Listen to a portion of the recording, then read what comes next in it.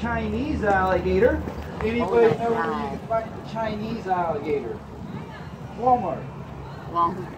Now you find them in China, they are an endangered species.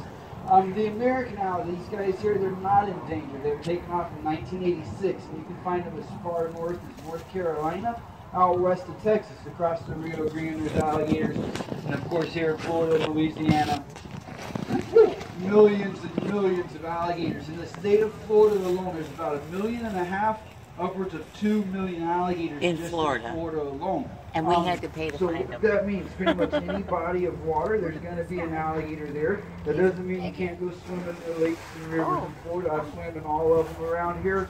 Never been bit by a gator in the wild.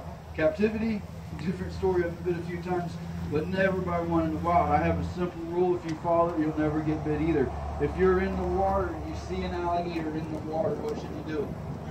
Get out of the water. If your house is on fire, get out of the house. Come on up here, gator. Let's go. Jump.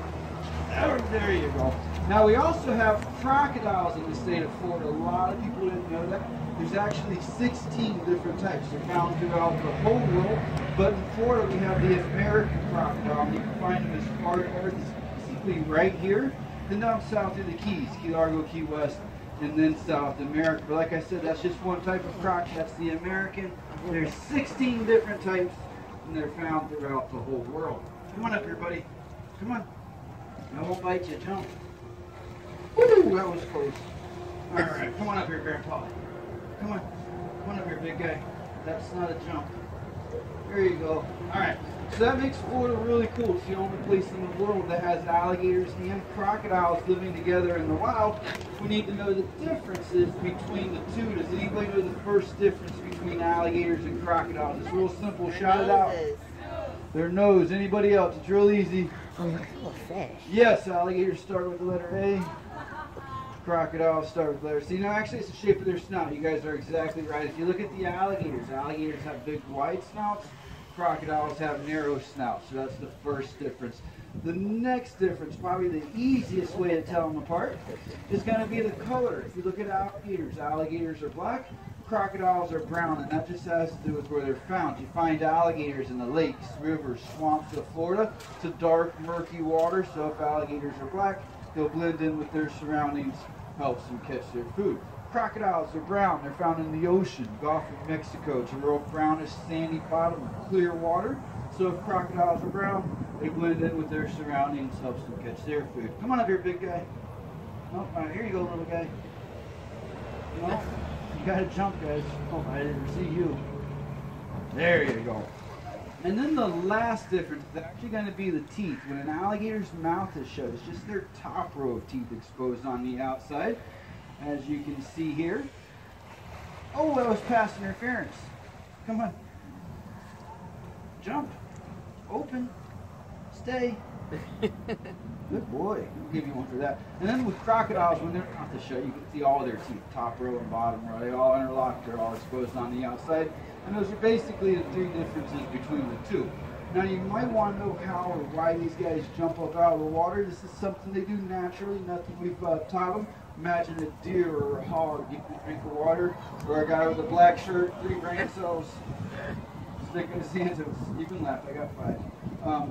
They might jump up, grab chicken out of his hands. What they're going to do is raise their head, then they're going to swing their tail side to side vertically. It's called sinusoidal undulation. That just means they invert their body, swing their tail side to side, and they can get about half to 3/4 of their body out of the water. And this is something they do naturally, nothing we've taught them. Just learn how to capture it here off the feeder. So they're going to raise their head, swing their tail, and pull it out of the water just like that.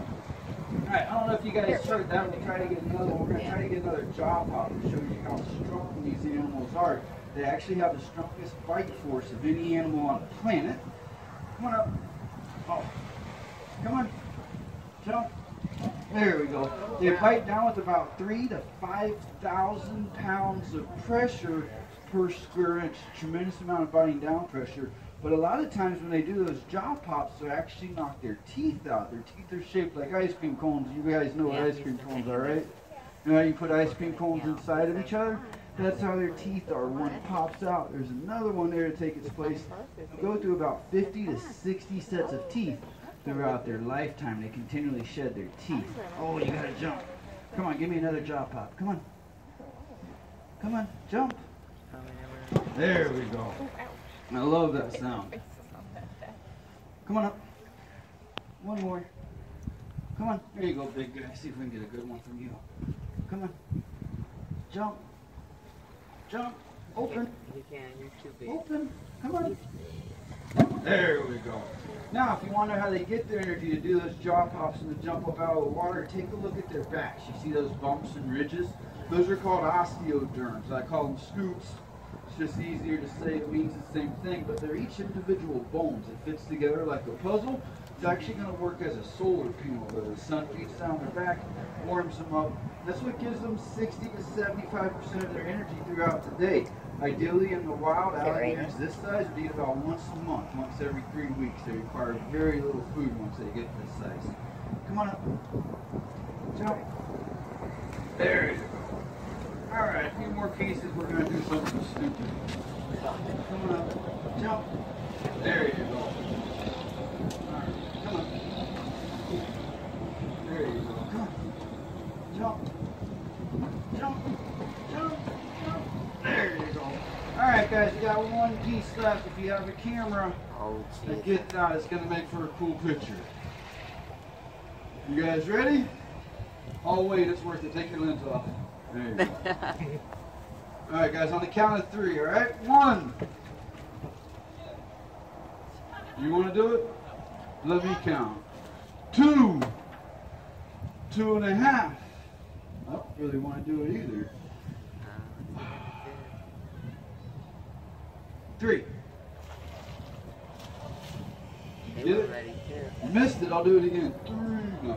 Well, we're going to just play a game of chicken, tug of war. If it all works out, they get the bottom, I get the top. If I time it out right, they'll be like an inch or 2 from my hand. Makes for a cool picture. Give them a big hand for not taking mine off. If it doesn't work out, take lots of pictures. All right, where's that small one at? There's the small one. Come on up here, little guy. Hurry before the big one comes up. You guys jump. Oh, we gotta get up here. Come on. You're kind of big. Come on. Come on. Hurry, that big guy's coming. All right, what the heck? Come on up here, big guy. Oh. All right, give him a big round of applause for knocking my hand off. Woo. All right, thank you guys.